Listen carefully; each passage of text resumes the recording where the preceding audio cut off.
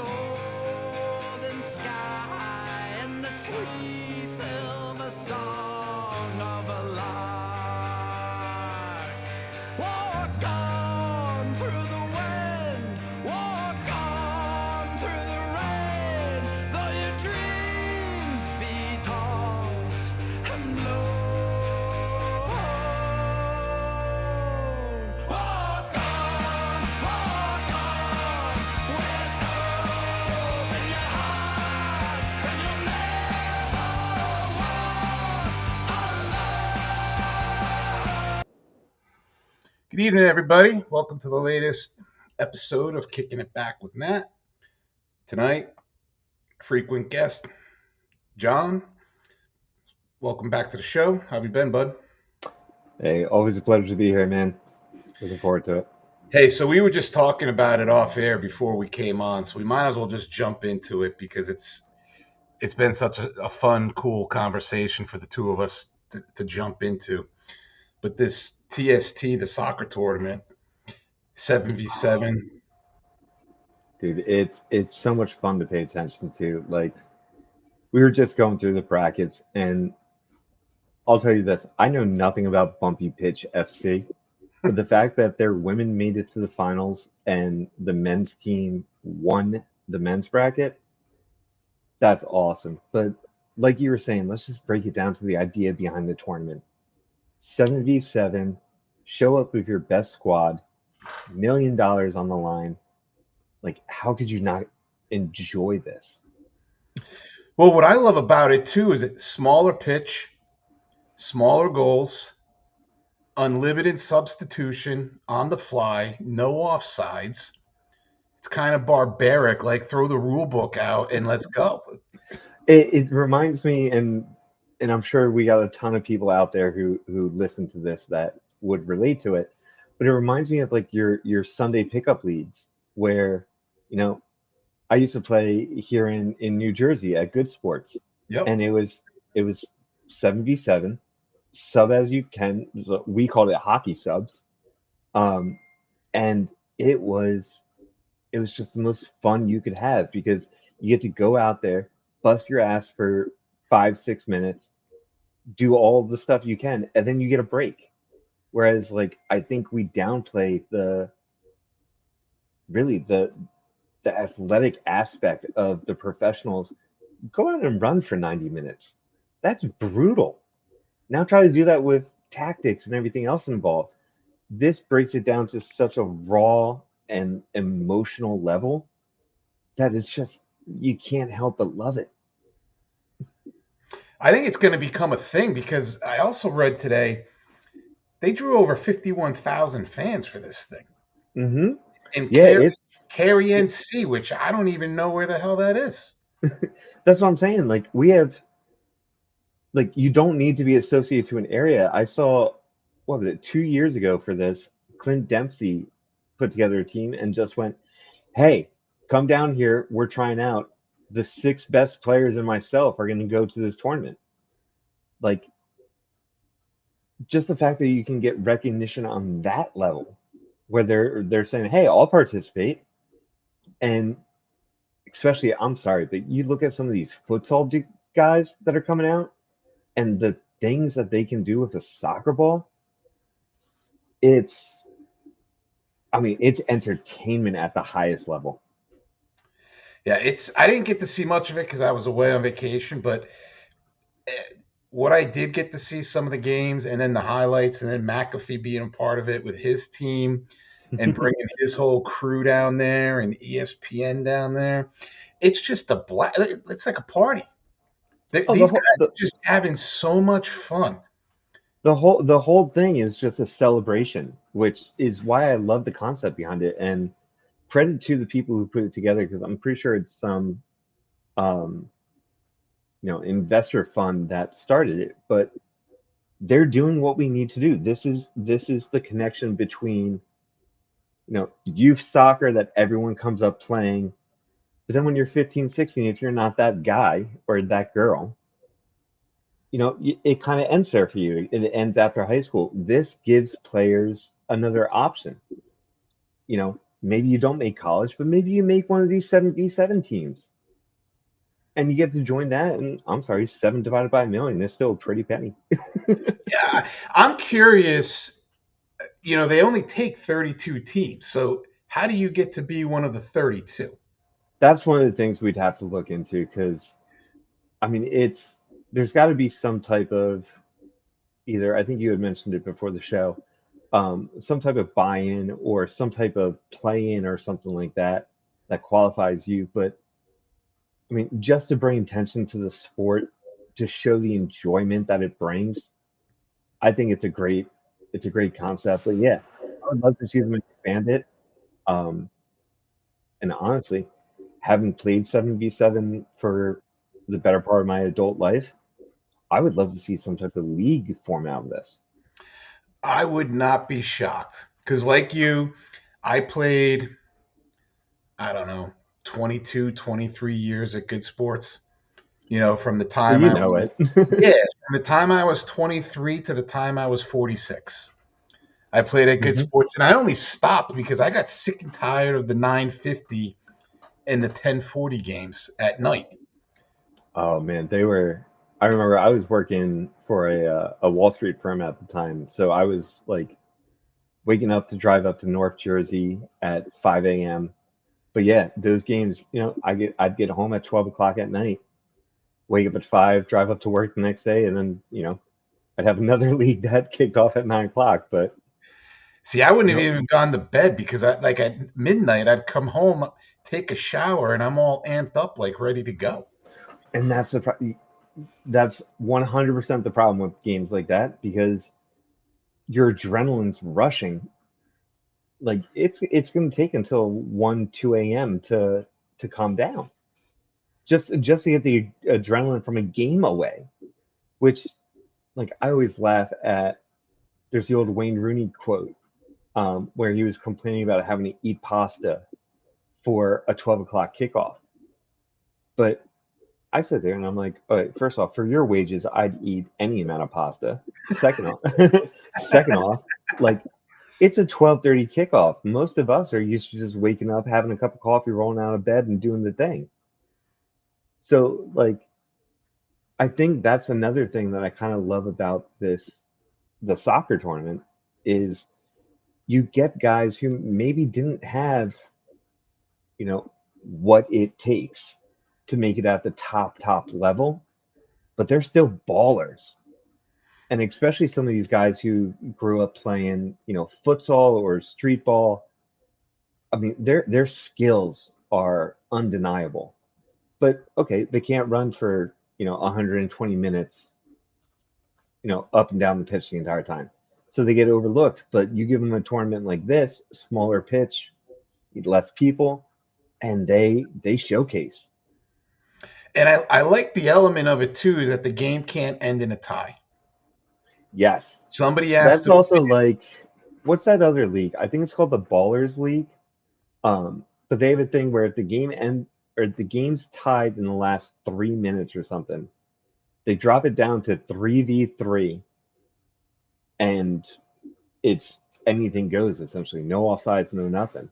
Um, but yeah, I don't know if you've ever seen any of that. It's a very interesting, very fun, similar format. Less people, smaller pitch, more skill on display as opposed to one of the things that I feel like we've seen over the years in the professional game. We've seen a lot of this kind of robotic system where, and I don't want to blame Pep Guardiola, but he's definitely the figurehead for it, where it's you go here, this person goes here, the ball moves this way, and everything is very regimented. Whereas I think the players that truly excite people are the ones who don't fit into a system like that, and they get overlooked. Where, like, I'm sorry, Lamine Yamal would not make it at Man City. Because Pep Guardiola doesn't want someone who's going to go off and do his own thing.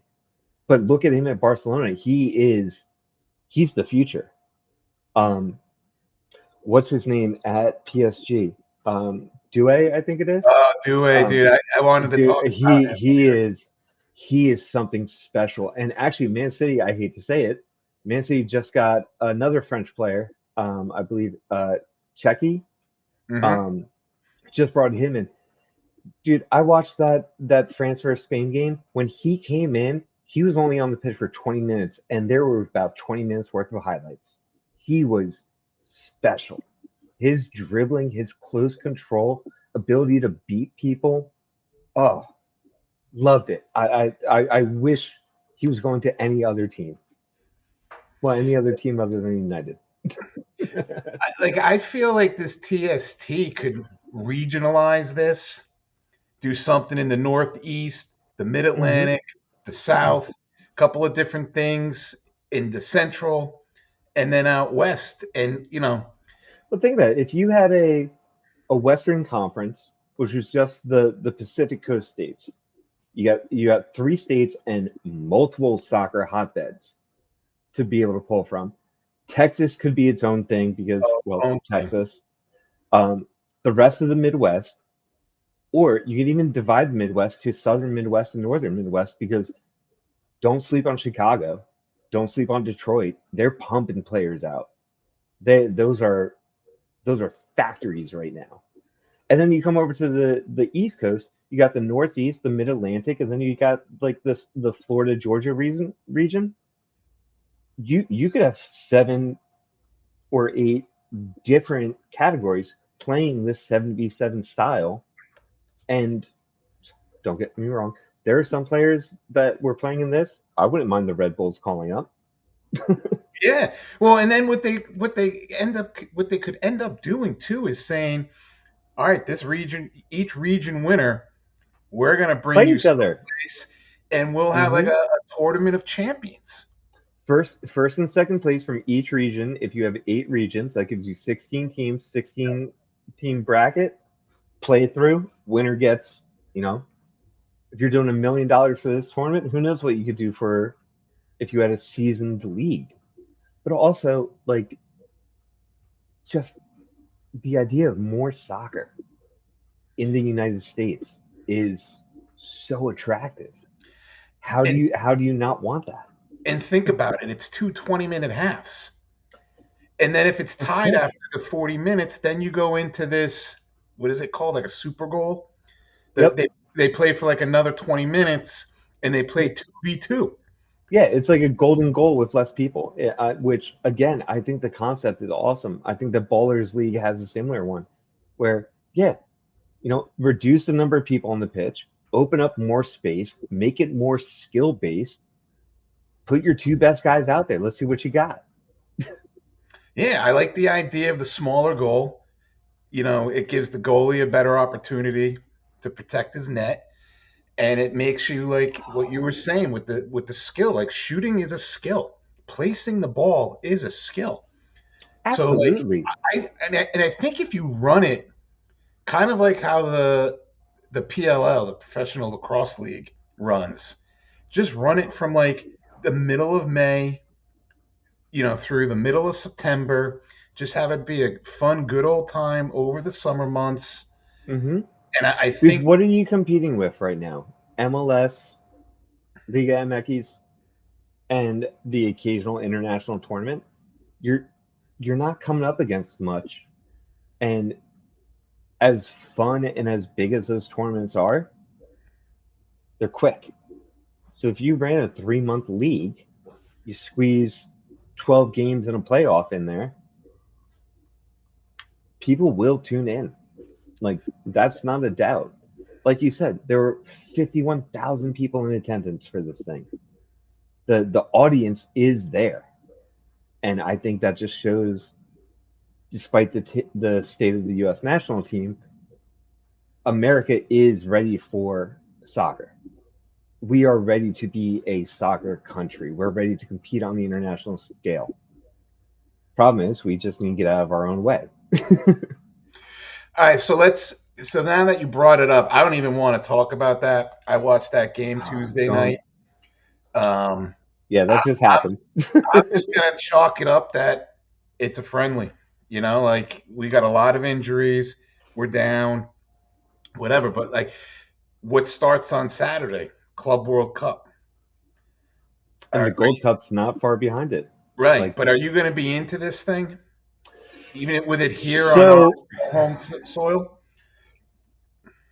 I was super excited when I first heard about it, and then I saw the price tag to attempt, and that very quickly dissuaded me. With that said, my biggest issue with the Club World Cup is I don't understand how everyone got there. I was looking through something earlier today, and it was explaining like this person or this team finished, eighth in the UEFA qualifiers over the course of blah blah blah, and it didn't sit right. So I've dug into a lot of this stuff, Okay, and so you're probably more informed than I am. So let's hear yeah, what you so got. they've broken it up into regions across the world, and basically what it is they do a 4-year look back, and you either have had to have won your league or won Champions League. So I'll give you a perfect example because you and I, How does Leipzig get in then? uh, I See, don't know. that was one of the ones that Well, so there confused could be me. there can be multiple. So like, Hmm. let's take the Premier League because this one's clear cut and dry, Okay, right? We got Man City, we got Chelsea. Well, both of those make who's sense. won the Prem the last 4 years? Man City Man and Chelsea City, won the Champions League 2 years ago, or 3 years ago. 21. 21. Thank you. So, So they just got in. yeah. So now, if we leapfrog to 29, Liverpool just won the Prem. So they only want to take 2 teams per league. But if you have a situation, let's just say Man City didn't win the Prem 4 years in a row, and you had Yeah, I was gonna say, multiple what if we Prem had multiple winners, winners? they'll take those teams. So that Ooh, could be because I know Byron is here, Leverkusen is here. here, I'm gonna do a little search while we're on. Yeah, so like that's what I had read is those were the qualifications. I mean, in between you and me, I'm glad Liverpool's not in this damn thing. The only thing that I'd want them to be in for is that $100 million for the winner, because that would pay for Florian Wirtz right there. Well, they got a lot of other moving parts to that thing that I think are gonna help offset it. But like I think our team needs the rest. Take the month off. Yes, Opening day. especially with the Gold Cup this summer and some of the other international tournaments. One of the biggest things, and we've talked about it before on the show, is burnout for players, because everyone can sit there and say, "Hey, you're making, you know, $35 million a year. You should be doing whatever they ask you." Blah blah blah.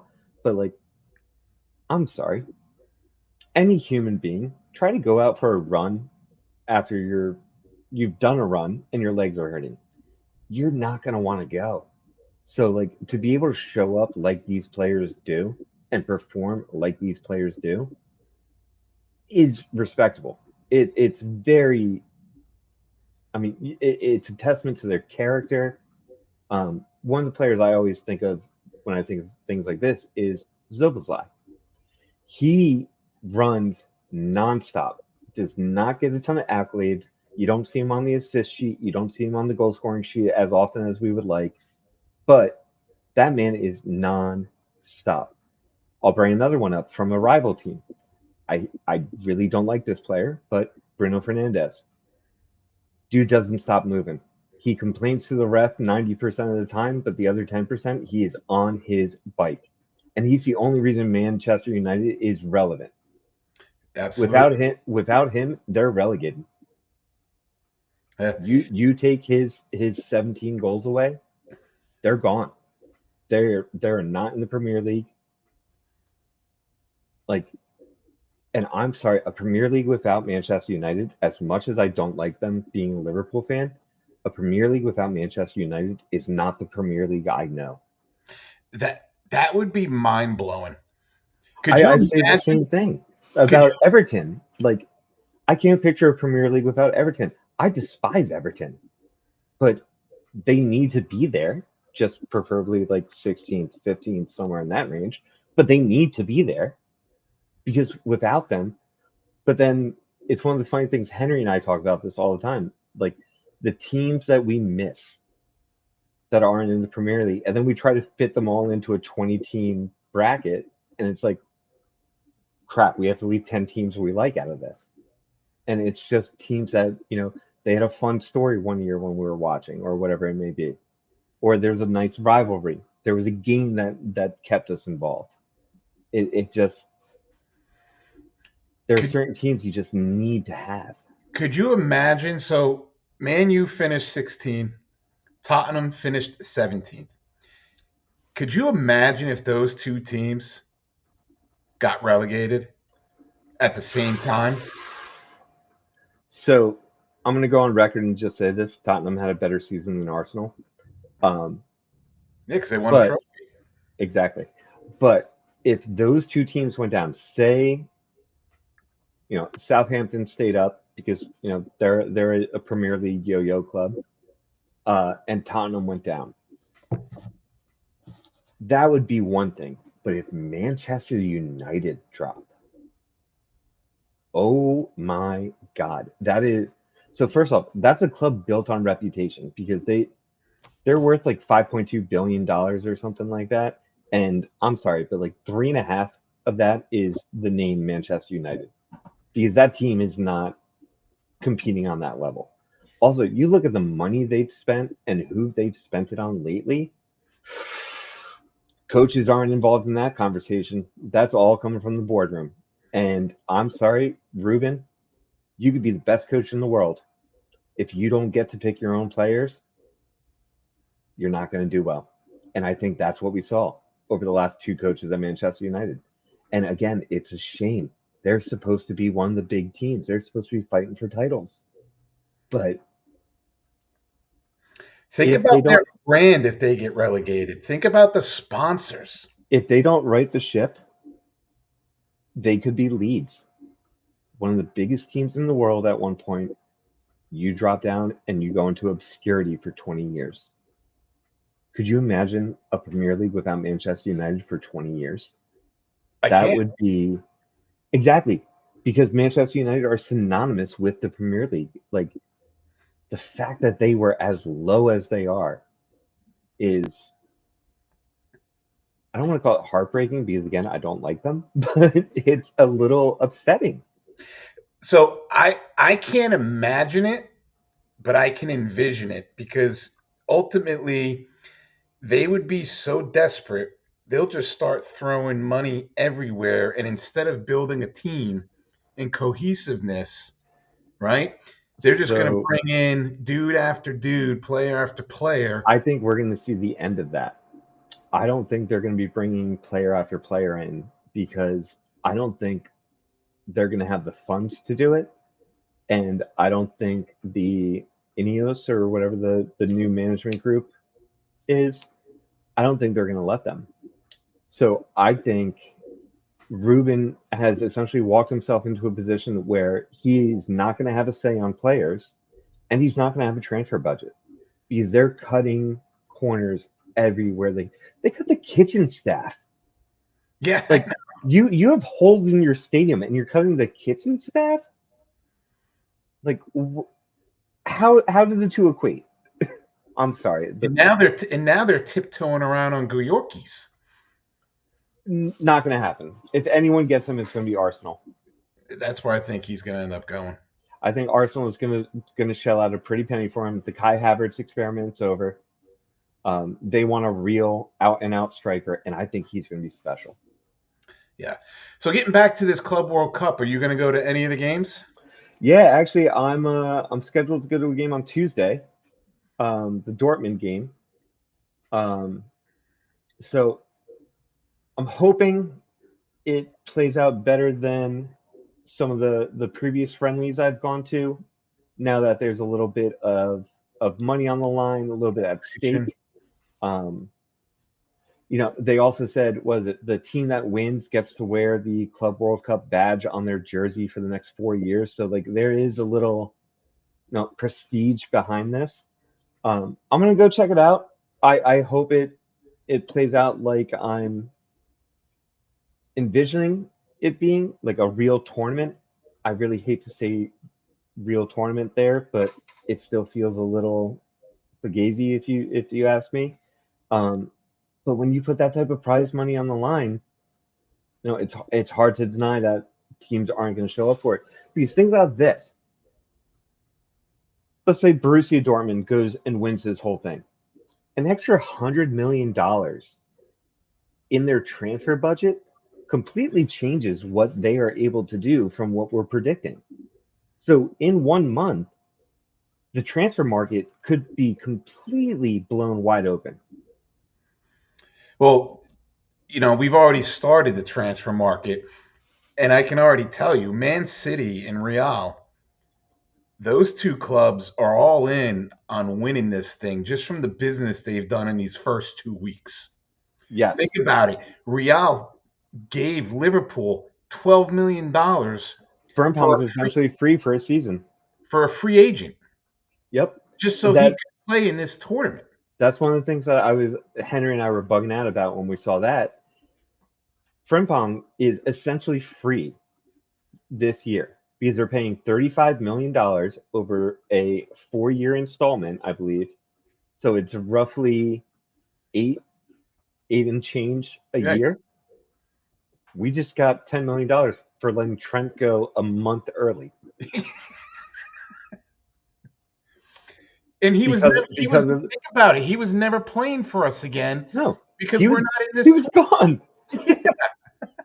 So we got $10 million for nothing because of the Club World Cup. So I'm sorry, Liverpool already won the Club World Cup as far as I'm concerned.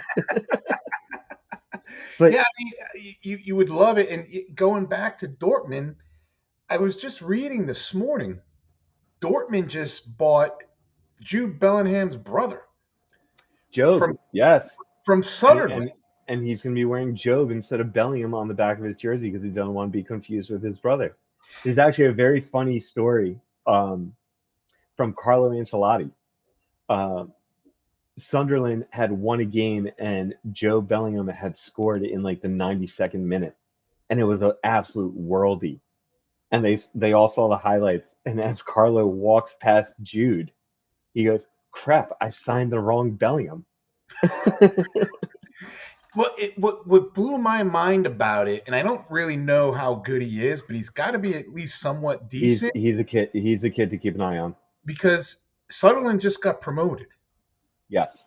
And you're turning around and you're setting a club transfer fee record by moving him on to Dortmund. Like, I would think you need to hold on to this kid. If they could, they would. And I've watched a good deal of Sunderland over the last year.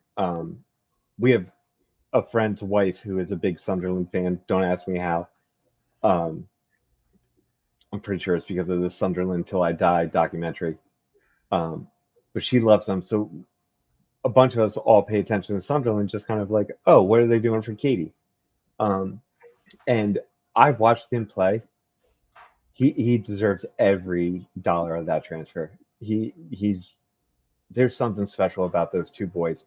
Jude was one of my favorite players, still is, despite the fact that he plays for the worst team in the world. But both of them, their poise on the ball, their collectiveness, I think is the biggest thing. They don't seem to be fazed by anything that's going on. Do you think he has a shot at making the national team? Give him 2 years. I think 2 years we'll know for sure. I think a year at Dortmund is really going to tell us the player he is. And I'm sorry, anyone who can make a name for themselves in the championship, the way that league is, it's a longer season than the Prem. It's more physical. It's more demanding on the body. Anyone who can make a name in that league deserves a look. But I think we'll really know if he's going to be an international talent this next year when he's at Dortmund, because he's going to be put on spotlight, and we're going to find out. I honestly, I hope he does. Could you imagine a midfield with the two of them just pushing, and then Declan Rice is a holding midfielder? England might actually have something, but then again, we've been saying that for 70 years. Yeah. And interesting enough, I also read today Leroy Sané. Oh, I've heard a couple of those. So I've heard Tottenham as a front runner, but also Galatasaray. No, he went to Gala He today. went. It was announced today. Wow. That was announced today. That's De Bruyne to Serie A. I really thought he was coming to the MLS. Leroy Sané went to Galatasaray. Yeah. Way to go, Turkey. That's a name. That's a oof. My brother is not going to be happy about that. And I just had it up. Let's see. But yeah, I mean, yeah, he signed as a free agent. He's going to get a guaranteed annual salary of $9 million and okay. a net loyalty bonus of $3 million per year. So that's net $3 million. So 9 million Turkish tax law I'm not familiar with, so let's call it 5. Assume they take roughly half, and then a net 3, so 8 million a year to go play in Turkey, which is still a very fun league. Well done, sir. Well done. Yeah. And then I also wanted to hit on this, we could shift after this from the Club World Cup. It blows my mind that Man City with Jack Grealish and saying, hey, we dropped 100 million pounds on you. We're leaving you off the roster. Go find somewhere else to play. And the 100 million's not even a drop in the hat for them. So, couple things with the Jack Grealish one. It was 100 million to have an English player on their roster. They did not care who it was. They needed the English player. It's the same reason, what's his name? Scott Carson, I think his name was, the goalkeeper. He was, he's won like 7 Premier League titles, like all these things. I think he's played 97 minutes of football. But he's English, so he helps them meet their English quota. Right. Jack Grealish was part of it. Also, Jack Grealish is a hell of a player. Here's what kills me, though. Less than a week ago, Jack Grealish was on the Manchester City website in their Club World Cup kit as one of the models for it. And now he's not playing. What does that do to a player's emotions? Hey, we need you to go and advertise us, but by the way, you're not going to be coming. And honestly, Aston Villa, open the purse. Get him back. I love Jack Grealish. I think they're going to give him away. That's what I'm saying. Open the purse book. You'll probably get him for 30, 40 million. Like, not what you sold him for. So that's a great transfer. And he's still young enough to be able to make an impact. And he's a hell of a player. Like, I understand Manchester City is lush for players, but Jack Grealish is a hell of a player. You give him consistent starts, he's going to drop jaws. He would thrive under that coaching system that's there right now. Absolutely. He would kill it. I would love to see him go back to Villa. Especially after the season they had, you drop a dime like that in there. Good Lord. I hope Villa can hold on to their players because I really like what this Aston Villa team is putting together under Unai Emery. I think they're going to spend, I think they're going to do whatever it takes to keep this team at least level where it is, if not to try to move forward now. They're in Europe.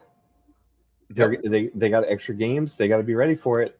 So they definitely need to expand the roster a little bit. They can't lose the roster.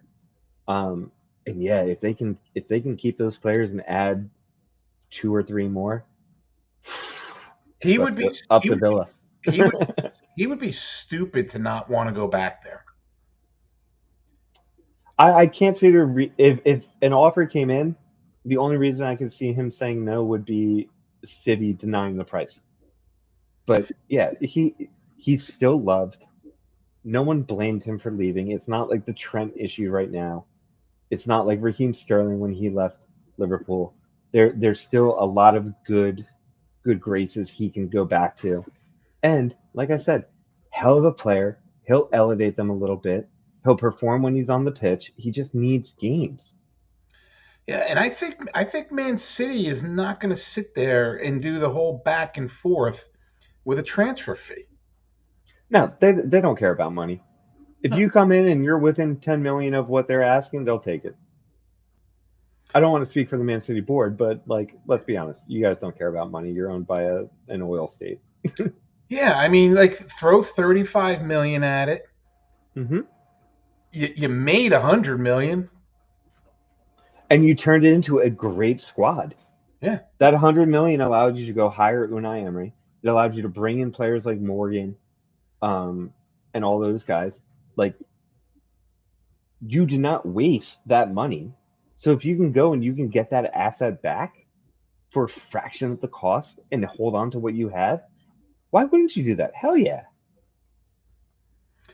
So speaking of the transfer market, what do you think so far? You like what Liverpool's done? Ooh, man. I wish I had my transfer cap to pop on right now, but it's in the other room. I am absolutely loving what Liverpool's done. I think they got one more signing in them once the season opens up. Again, I do hate the fact that Man City got Kirky from PSG. Um, I think he's a special player. I think he's gonna. I saw something. His chances created were only behind Rafinha and Salah, but he had like 1,000 less minutes played.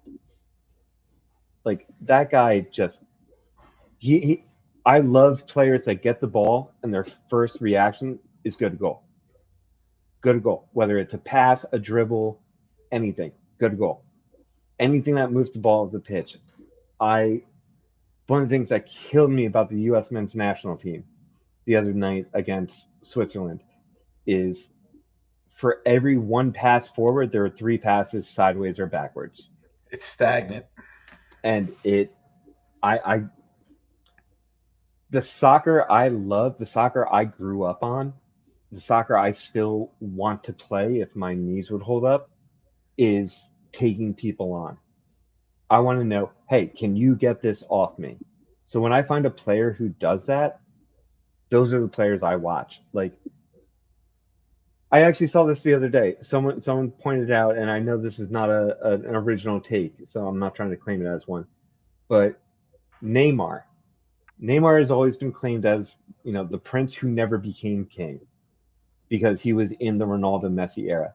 But Neymar's football, what he was doing with the ball, inspired a generation. And that's why we're getting players like Yamal, Due, and all these guys around the world. Those are people who looked up to Neymar and went, sure, Messi and Ronaldo score 90 goals a year. That's cool. But this guy's embarrassing people. I want to be like him.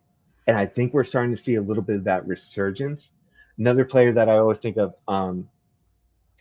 Minotoma at Brighton. He's another player who he'll square you up. He just wants to look you dead in the eyes and go, "I'm going to beat you. What are you going to do about it?" I love that type of footy, and the fact that it's starting to come back and it's becoming more prevalent, and we're getting away from it. Again, I hate to shit on Pep Guardiola because I think he's a great manager, but I don't like that robotic style of play. Like at Barcelona, it was tiki taka. There was flair, there was beauty to it. At Manchester City, even at Bayern Munich, it's very robotic, and it's just not entertaining to watch. It's effective. He wins a lot of trophies, but I don't want to tune into that game. I'll bring a name back that I really enjoyed from the one-on-one was Ronaldinho. Best player.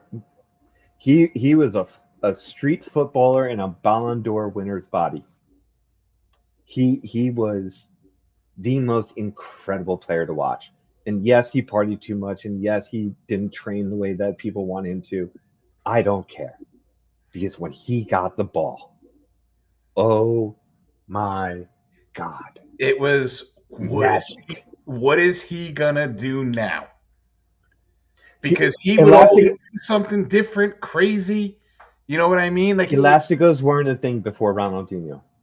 But nope, he's gonna sit there and go, I'm gonna move it out to the right. Oh nope, we're going left. Like, and just leave defenders broken.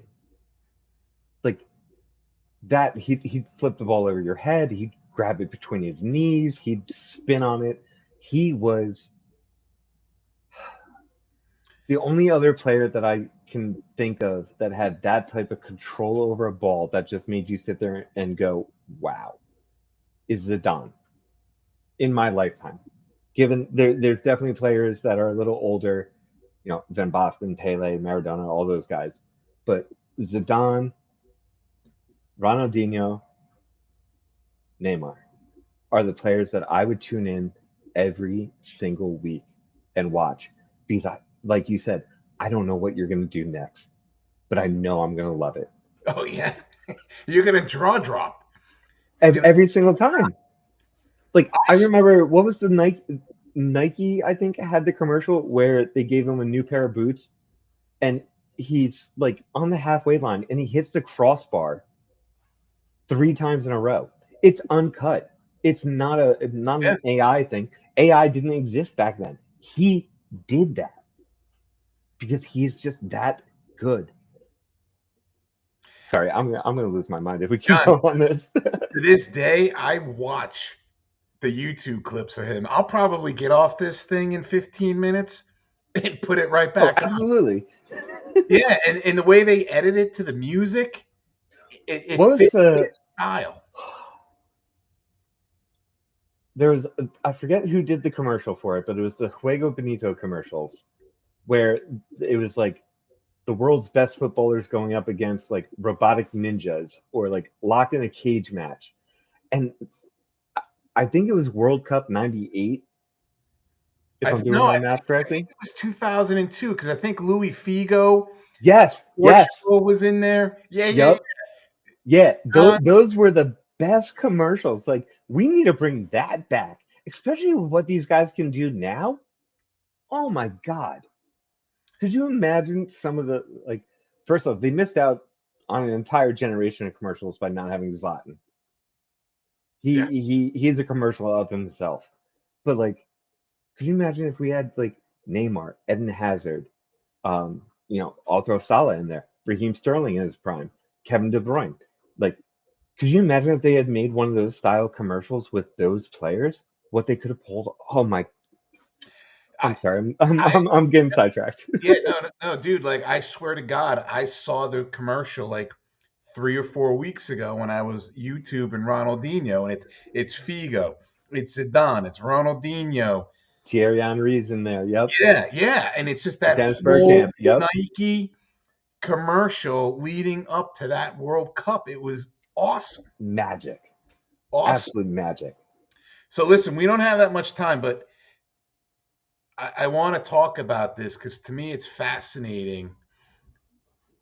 And we saw it in the Champions League final, and I actually predicted it on this show.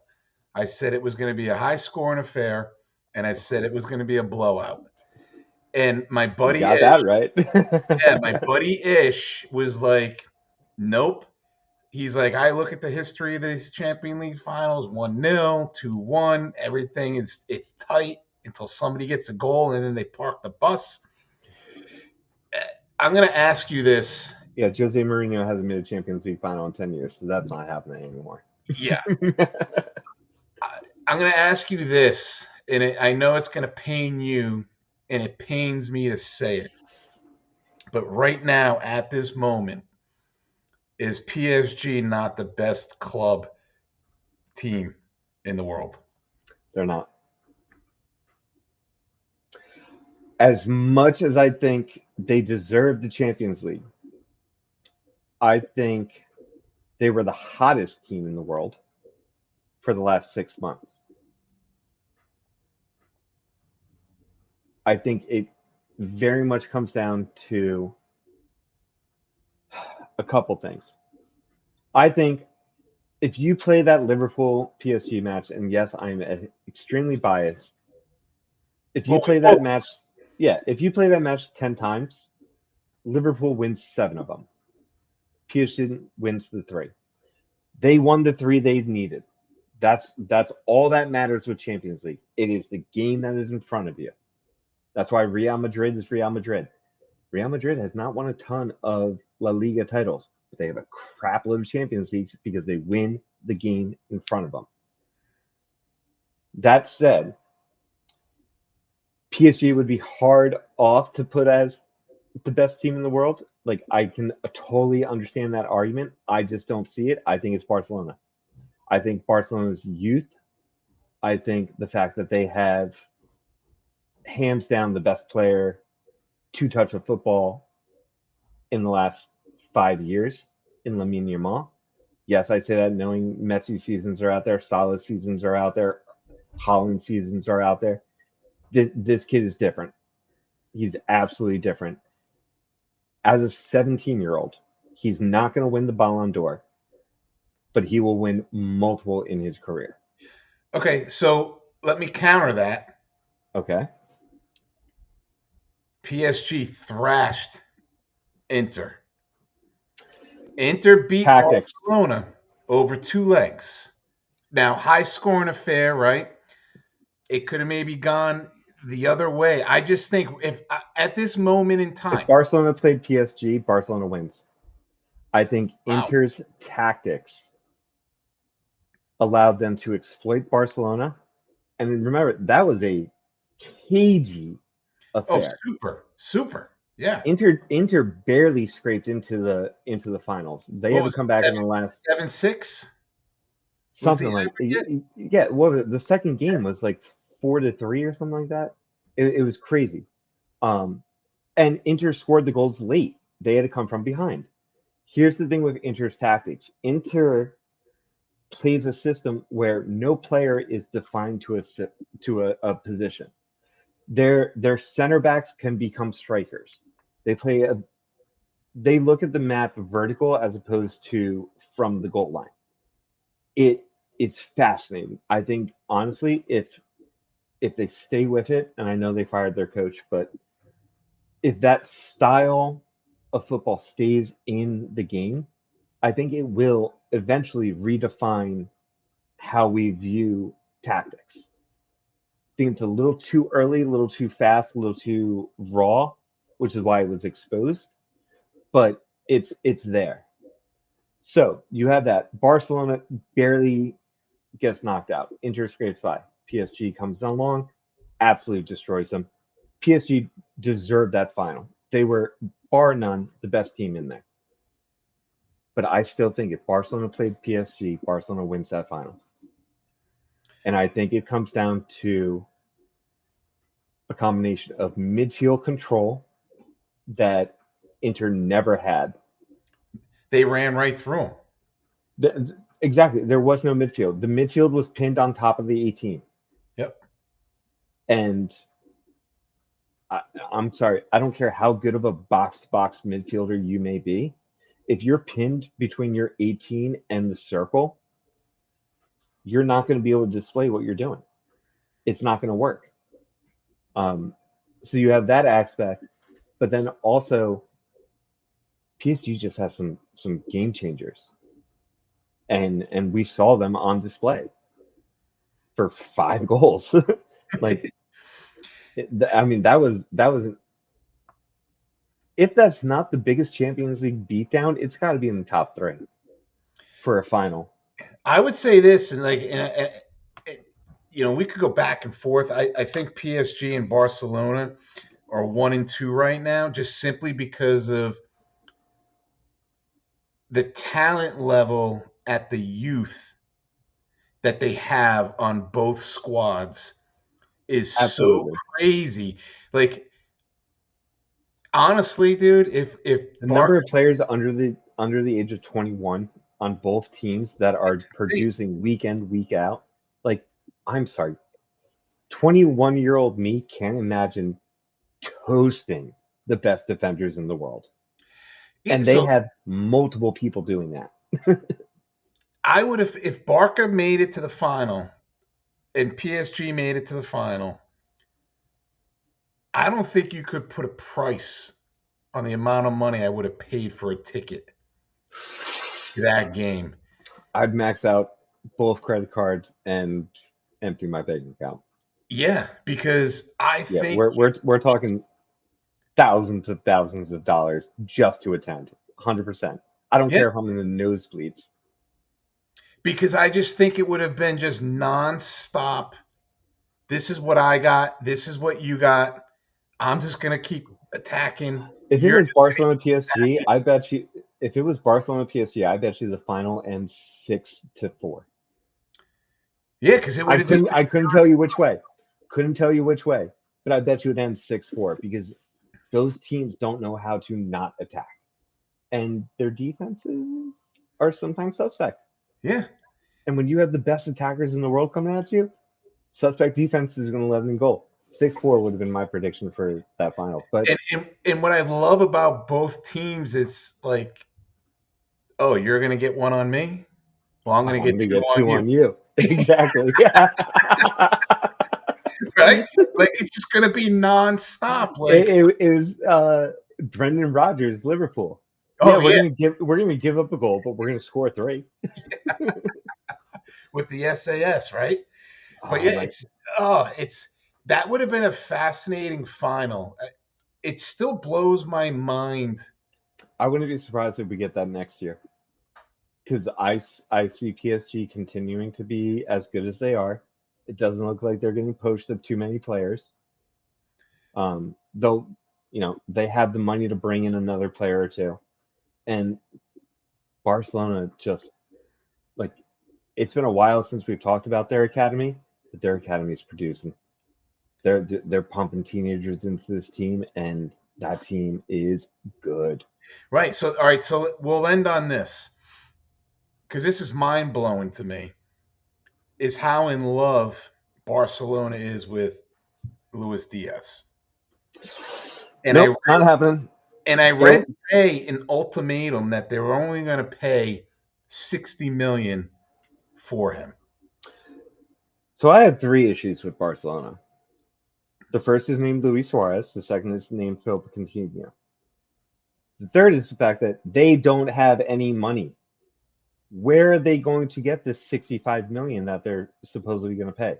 I am so happy to hear that it got shut down as quickly as it did. I understand as a South American player wanting to play for Barcelona, 100% get it. If we get a good price tag for Diaz, I wouldn't be traumatized. I wouldn't be happy. If they want Darwin for 80 million, we could do that real quick. I haven't heard anything out of Diaz's camp wanting to go there. So Diaz's camp came out and said that they acknowledged the bid. It was turned down because of the price tag. They're open to talking to teams, but as his camp puts it, this is a normal part of the transfer window process, which makes me think they're not shopping him, but they're not denying the fact that he could be available. Which, if Diaz goes, 3 things need to happen. Harvey Elliott needs to stay. That is an unnegotiable. Because Harvey Elliott is also being shopped right now. Oh yeah. Because he's looking for game time. If Diaz goes, Harvey Elliott needs to stay because he just plop him right there. Number 2, Ben Doak. Ben Doak cannot be sold to Everton. That needs to stop right now. I don't know where that rumor came from. It needs to disappear. Ben Doak is different. He could be, and I'm going to go on this. I'm saying this on air. He could be the successor to Mohamed Salah. He is special. Wow, you're that high on him. I am that high on Bendo, and the fact that he might be sold is infuriating me. Number 3, if Diaz goes, that 80 million needs to be reinvested immediately. And I want Matoma. I want him from Brighton. You have Endo, you have a Japanese connection, get him over there. Start playing worms in the ear. Get him over here because he has a one-step move that leaves defenders for nothing. And no one has been able to stop it. I saw a rumor today, Chiesa and Darwin to Napoli. Package deal. Okay, give me 90 million. That's easy. Because then we can go reinvest that 90 million, 30, 35 on Matoma, and lock down Doak on a long-term contract. And then you pocket another 50 mil. I'm okay with that. Well, and that 50 mil can go towards Wirtz. Absolutely. So all of a sudden that looks like $100 million deal instead of the 150 that it could blow up to if he hits all the add-ons. Oh, it's gonna hit that. And then what are we doing at left back? Kirkhead, Bournemouth. That's basically done. Yeah. That's basically done. He's going to come in. He'll play understudy to Robbo for 1 year. Tsimikas might be sold, in all honesty. Or well, if that deal happens, Tsimikas has to be sold. Because what are you going to do with him? The other option would be to sell Robbo. I don't like that option, but that's another option. Robbo would catch a pretty penny from a handful of teams. We could get 10 to 15 million. At his age versus Tsimikas? He would get 10 to 15 million still. But Tsimikas, at least you have an alternate. Kirkhead becomes your starter. Tsimikas plays understudy as he has, which I would understand if he doesn't want to do that.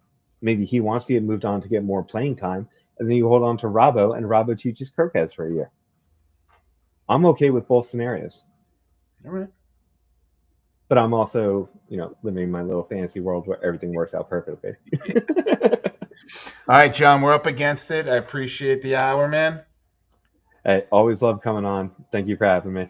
All right, we'll see you in a couple, all right? Talk to you soon, man. Bye, man.